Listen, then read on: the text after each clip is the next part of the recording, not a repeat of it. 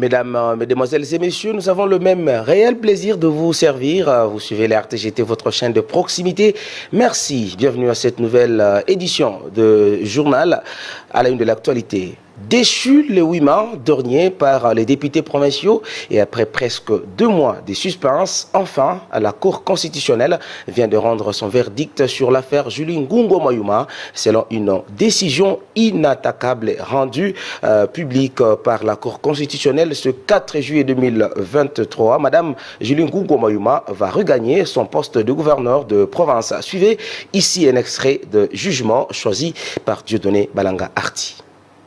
La Cour estime que la présente requête sera dite fondée et dira nul et de nul effet la motion de défiance adoptée le 8 mai 2023 par l'Assemblée provinciale du Tanganyika contre Madame la gouverneure de cette province pour violation des articles 19 alinéa 3 et 61.5 de la Constitution. La procédure étant gratuite au terme de l'article 96 alinéa 2 de la loi organique numéro 013/026 du 15 octobre 2013 portant organisation et fonctionnement de la Cour constitutionnelle, elle dira qu'il n'y aura pas lieu à paiement des frais d'instance. C'est pourquoi, vu la Constitution de la République démocratique du Congo du 18 février 2006, tel que révisé à ce jour, spécialement ses articles 1er alinéa 1er, 160 alinéa 1er et 162 alinéa 2, vu la loi organique numéro 13/026 du 15 octobre 2013 portant organisation et fonctionnement de la Cour constitutionnelle, spécialement dans ses articles 43, 48, 50, 88 et 96 alinéa 2, vu le règlement intérieur de la Cour constitutionnelle tel que révisé le 10 août 2018, spécialement dans ses articles 54 et 91, la Cour constitutionnelle, siégeant en matière de contrôle de constitutionnalité, après avoir entendu le procureur général en son avis, se déclare compétente. Dit recevable la requête et la déclare fondée. Dit inconstitutionnelle et par conséquent nul et de nul effet la motion de défiance adoptée le 8 mai 2023 par l'Assemblée provinciale du Tanganyika ayant conduit à la déchéance de la gouverneure de cette province, Mme Ngungo Mayuma Julie, et la réhabilite dans ses fonctions. Dit qu'il n'y a pas lieu à paiement des frais d'instance. Dit en outre que le présent arrêt sera signifié à la requérante, à l'Assemblée provinciale du Tanganyika, au président de la République, au président de l'Assemblée nationale, au président du Sénat, au Premier ministre, et qu'il sera publié au journal officiel de la République démocratique du Congo, ainsi qu'au bulletin des arrêts de la Cour constitutionnelle. La Cour a ainsi délibéré statuer en son audience publique de ce jour à laquelle a siégé la présente composition. Le Front commun pour le Congo FCC, coordination du Tanganyika, tient mordicus à respecter les mots d'ordre de son autorité morale, Joseph Kabila Kabange, c'est lui de ne pas être concerné par le processus électoral en cours. Cette plateforme politique affirme qu'elle ne participera pas aux élections de décembre prochain. C'est ce qui est ressorti de la réunion des fédéraux de partis politiques membres du FCC tenue dans la soirée de ce lundi 3 juillet 2023 à son siège provincial. Là. Un reportage de Melchior Katontolonkolo, ici rendu par Dieudonné Balanga Arti. Après un long moment de silence, enfin le Front commun pour le Congo FCC, coordination provinciale du Tanganyika, sous l'initiative de Ali Binomari Simukinje, qui en est le coordonnateur provincial, a montré sa position politique vis-à-vis au processus électoral et au message de l'autorité morale du FCC, Joseph Kabila Kabange. C'était lors d'un mémo qui a été lu par les fédéraux membres de cette plateforme politique. Nous, fédéraux de partis politiques, membres du Front commun pour le Congo, fidèles à la politique de notre autorité morale, Son Excellence Joseph Kabila Kabange, réunissons ces jours en envie de soutenir le message de notre autorité morale, Son Excellence Joseph Kabila Kabange, lors de sa rencontre avec les présidents nationaux de différents partis politiques et regroupements politiques des députés nationaux et sénateurs du FCC date du 16 au 18 juin 2023. Après réception du message, les fédéraux ont salué l'initiative prise par l'autorité morale du FCC qui relève la vie de toutes les Congolaises et Congolais en se préoccupant de la situation politique et socio-économique de manière à préserver et privilégier l'intérêt supérieur de la République. Étant un pays démocratique où nous sommes appelés au respect des principes des textes légaux fondant un état de droit, se caractérise par des disparitions et apparition de l'ostracisme politique et l'installation d'un régime dictatorial de façon tumultueuse. Cependant, la coordination provinciale du FCC réitère sans ambages la position prise par l'autorité morale de ne pas participer au processus électoral tant que le préalable soulevé jadis ne soit pris en compte. À cet effet, l'FCC Tanganyika exige les élections crédibles, transparentes, impartiales et apaisées dans un délai constitutionnel. L'FCC Tanganyika fait savoir à toute la population de la province qu'au cas où toutes les recommandations précitées ne seront prises en compte par le régime actuel, nous appliquerons les dispositions prévues par l'article 64 de la Constitution qui stipule que tout Congolais a le devoir de faire échec à tout individu ou groupe d'individus qui prend le pouvoir par la force ou qui l'exerce en violation de la présente Constitution. De ce fait, il invite à la cohésion sociale et à l'unité afin de bien défendre l'intérêt de la République, notre vie, ainsi disons debout Congolais, non à la distraction et non à la flatterie. Que vive l'autorité morale, son Excellence Joseph Kabila Kabange, que vive la province du Tanganyika, que vive la coordination provinciale du FCC, fête accalmie au siège de la coordination. Je dis et je vous remercie. FCC viva! Viva! FCC viva! Viva! Viva! Viva! Victoire! Joseph Kabila, sénateur à vie. Et les habitants du quartier Kitoko, plus précisément ceux de l'avenue Kalonda, font face depuis un long moment aux problèmes liés à la pénurie d'eau, les exposant aux maladies d'origine hydrique. C'est un constat fait par Céline Tseloa Kolongo.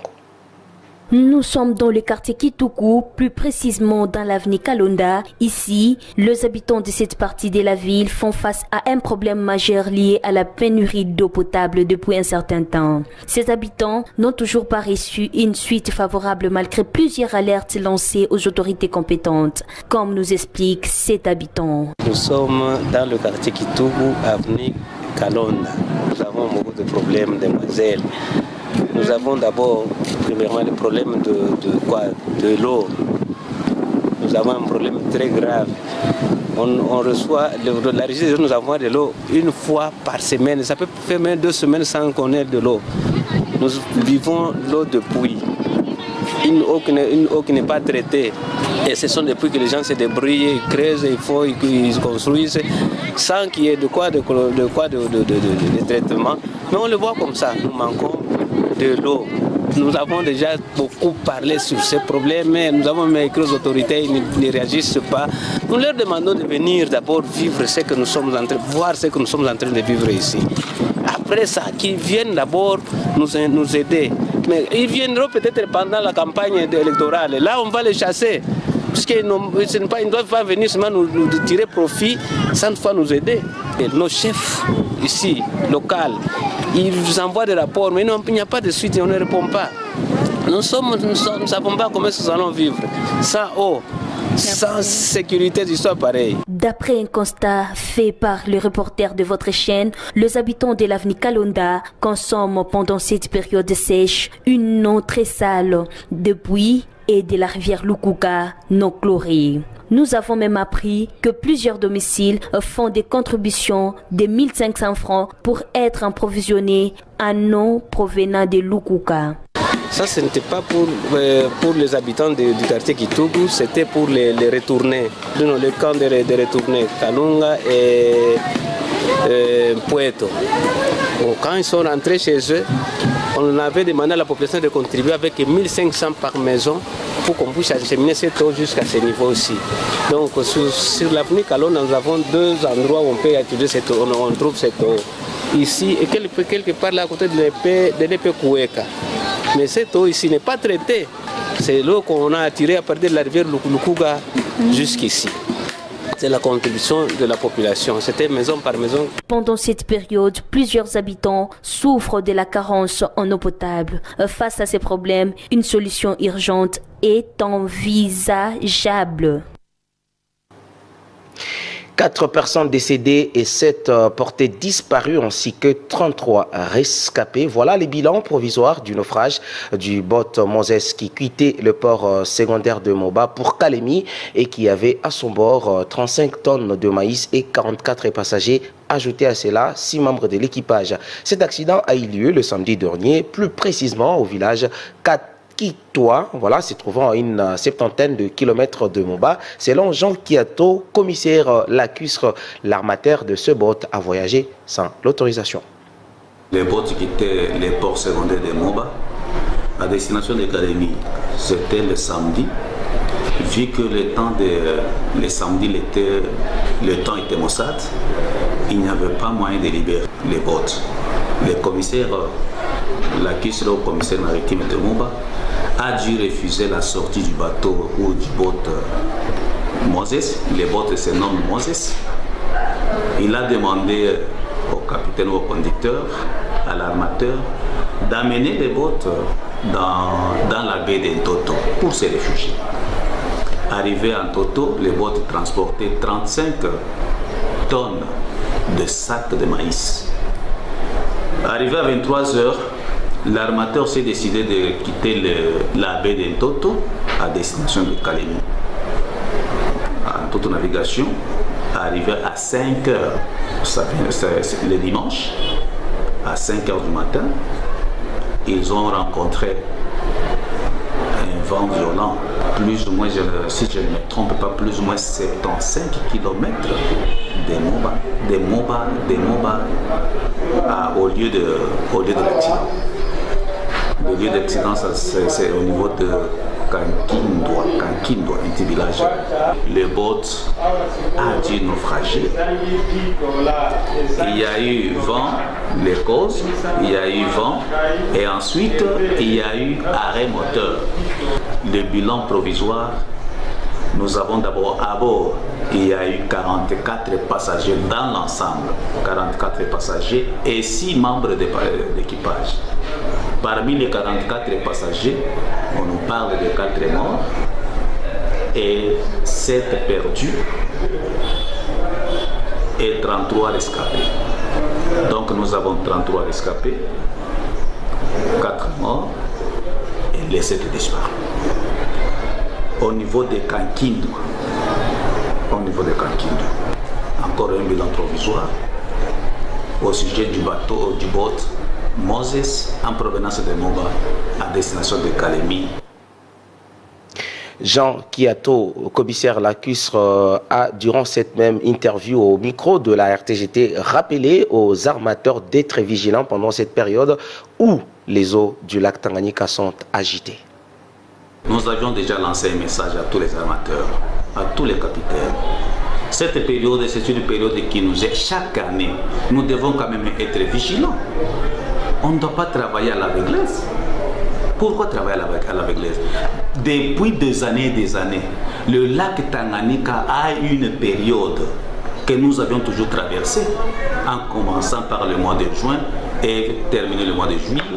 Nous avions lancé un message à tous les armateurs. Mais le récalcitrant sont toujours ainsi. Croyez-moi, les bottes qui viennent de faire cet accident, quittant la baie d'Entoto à 23h, crois-tu que le commissaire maritime de Moba était au courant? Quand il a embarqué, est-ce que la présence des agents du commissariat pour les contrôles et tous les services étaient là? Toto, c'est un simple lieu de refuge. Mais il s'est permis de faire cela. Tout le monde, même celui qui quitte Kigoma, celui qui quitte Mpulungu, celui qui quitte Uvira, Bujumbura, Kalemi, ils ont toujours appelé pour savoir l'atmosphère, la météo. Mais quant à eux, ils se sont enorgueillis, ils ont quitté la nuit, ils ont navigué la nuit sans pourtant savoir que nous sommes dans une période de turbulence. Et là, c'est vraiment désolant. Ça, c'est désolant. C'est pourquoi chaque bateau doit en avoir le nombre de passagers, le nombre de gilets de sauvetage. Si vous n'en avez pas, c'est pourquoi les contrôles, c'est pourquoi la surveillance des services. Si vous en avez, vous pouvez toutefois. Cette période, la localité est au rigueur. Et c'est pourquoi je dis que ces messieurs, avant qu'il le fasse de la manière, il savait qu'il était en irrégularité. Parce que le commissaire a dû demander à l'armateur de ne plus transporter aucun passager. Pourquoi? Lui-même, dans son botte, il y a eu le poids lourd. Durant cette période, le poids lourd plus les passagers. Mais le commissaire a dû calculer tout cela. Il a expérimenté et il a trouvé que non, il est bon qu'il transporte seulement la marchandise. La loi prévoit tout cela, la loi prévoit. Nous avons dans la loi de la marine, il y a les fautes commises par l'armateur, les fautes commises par le capitaine, par le matelot, par le passager. Et ce dont peut-être à charge du commissaire. Maintenant, présentement, les cas échéants ici, les commissaires qui ont interdit, mais l'armateur doit suivre la rigueur de la loi. Le député provincial Papi MM a réalisé plusieurs actions au profit de la population de Kalemi. C'est le cas du financement de reconstruction d'une école, la dotation de pupitres dans une autre, le démarrage de construction de différents dallos pour ne citer que cela. Jimmy Le Ciel Kitege nous en dit plus. Enfin, le soleil s'élève au Tanganyika et la lumière apparaît, facilitant à la population à y voir clair. Les habitants de Kalemi découvrent enfin qui les aime réellement et se soucient de leur vécu quotidien. À la tête d'affiche de ceux qui ont le profil, y figure le député provincial Papi Mayanga Mututi, Jules, dit Papi MM, un acteur politique que la population surnomme Bic Rouge, comme pour dire l'homme qui corrige les politiciens ici à Kalemi. Pour preuve, Papi MM, en un temps record, a réalisé des prodiges sur la ville. Je reviens succinctement sur ces actions des grandes envergures posées à Kalemi en date du 17 juin 2023. Sur double invitation de la population, le député provincial Papi MM s'est rendu sur l'avenue Saloumou, précisément à l'école primaire Maria, où les élèves étudient à même le sol par manque de pupitres. Très touché par cette triste réalité,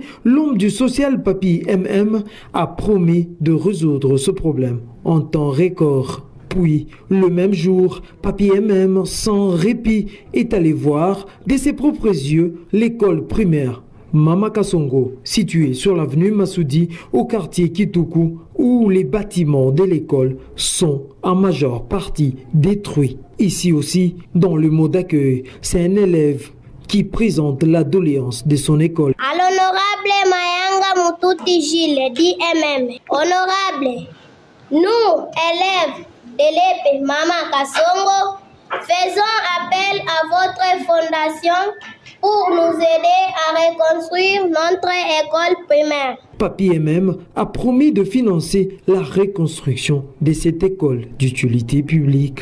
Au lendemain, soit le 18 juin de la même année, M. Bic Rouge s'est rendu à l'église Épée Bénève où un culte dominical a eu lieu. Touché par le message ainsi que l'état de santé précaire du révérend pasteur qu'il aimait, Jean-Pierre, l'homme au cœur sensible Papi MM a surpris tout le monde en venant en assistance à l'homme des dieux en offrant un montant de $500 pour faciliter au pasteur d'avoir des soins de qualité. Papi MM a même bénéficié d'une prière de bénédiction sur sa personne. Moins de 4 jours, l'homme aux actions concrètes, Papi MM, a invité les responsables de l'école primaire Maria ainsi que ceux de l'école Mama Kasongo à venir chez lui pour obtenir des financements selon les besoins de chaque école. Chose promise, chose due. Le 30 juin, la fondation FONPAD, invitée par la jeunesse des 4 coins, où Papi MM a réussi de sa présence la dite rencontre.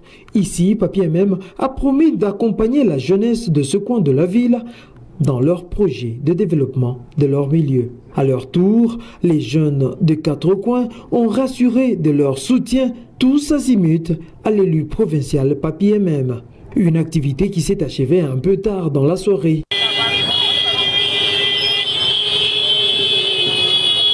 Un jour après, Papi MM, accompagné d'une forte délégation composée des membres de l'Ensemble pour la République, parti cher à Moïse Katumbi Chapoué, ainsi que ceux de sa fondation FONPAD, sans oublier les taxis-motos. Papi MM est allé déposer les matériaux de construction des 2 dallos, à savoir au quartier Joseph, et pour finir à Maïto, où le chef d'avenue a témoigné de sa reconnaissance. La population Zenou, nous avons contacté l'honorable Papi à maintes reprises comme tout autre bienfaiteur. Il a été sensible pour la cause, raison pour laquelle il est venu répondre positivement à notre demande. Nous voudrions demander à toute la population de soutenir Papi MM, mais aussi nous voudrions aussi demander à Papi MM qu'il ne se limite pas juste à cet acte, qu'il puisse aller de l'avant afin que Kalemi puisse lui placer confiance. Chutons par la remise surprise des pagnes aux femmes membres de FONPAD à Kichanga, une activité menée par son envoyé spécial, M. John.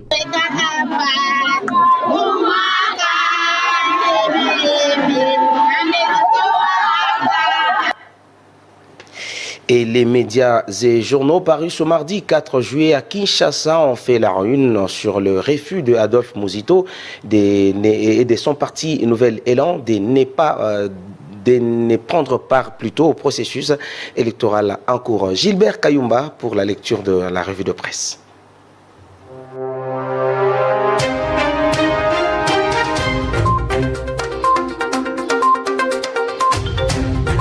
Élection 2023, Muzito doute du respect du délai constitutionnel. Mesdames et messieurs, revue de presse. L'avenir rapporte qu'à l'issue de sa rencontre avec les présidents de la centrale électorale d'Eli Kadiba, Adolphe Muzito, Premier ministre honoraire et candidat à l'élection présidentielle de décembre 2023, pense qu'il est hors des questions d'organiser les scrutins le 20 décembre 2023 sans recenser les électeurs des territoires des Kwamouf, ainsi que ceux des Rutshuru confrontés actuellement aux défis sécuritaires. Il doute du respect du délai constitutionnel auquel tient la centrale électorale au regard du retard lié au financement du processus par les gouvernements. Il remet également en cause la loi sur la répartition des sièges déjà promulguée et juge non consensuelle la composition de la centrale électorale nationale indépendante.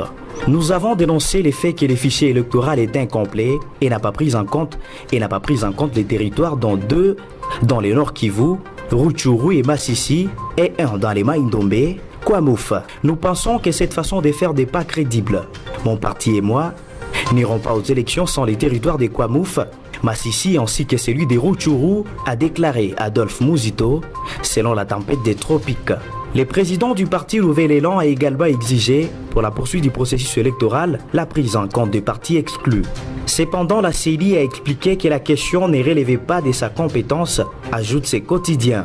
La prospérité note que Muzito a suggéré les recours à l'église catholique et même protestante, qui pour lui sont bien implantés dans les zones encore sous occupation des groupes armés. Pour réaliser cet enrôlement sans lesquels les fichiers électoraux tel qu'il a été présenté jusqu'ici continuerait à fausser les données contenues dans la loi portant répartition des sièges. Il a enfin évoqué l'épineuse question des financements pour la matérialisation de l'ensemble des opérations préélectorales et électorales d'ici 20 décembre 2023, s'il faut respecter les délais constitutionnels. Au cas contraire, les dialogues s'imposent. Mesdames et messieurs, c'est tout pour la revue de presse. Et vous venez de suivre le timbre vocal de Gilbert Kayumba pour cette lecture de vos journaux. Mesdames, Messieurs, merci. Et ce journal est complètement terminé. Restez pour la suite de notre programme. Je vous retrouve bien sûr pour une nouvelle édition. À très bientôt. Mais ne zappez pas.